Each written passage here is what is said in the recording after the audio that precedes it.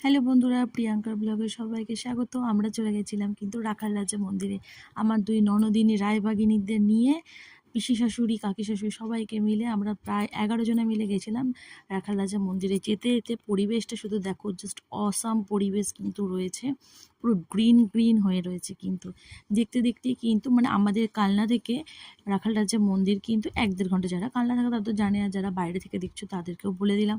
ভীষণ সুন্দর। দেখতে দেখতে আমরা মন্দিরে মানে মেন গেটের কাছে পৌঁছে গেলাম। রাখাল যেমন এখান থেকে অনেকটাই ভেতরে মন্দিরটা।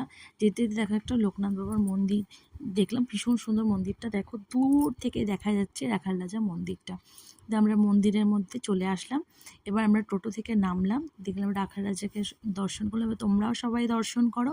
এখানে কিন্তু নানা রকম ঘটনাকে মানে কৃষ্ণের নানা রকম ঘটনাকে ইয়ে করে এখানে, যেমন কৃষ্ণ অর্জুন, এইভাবে পুরো কিন্তু অনেকগুলো থিম রয়েছে কিন্তু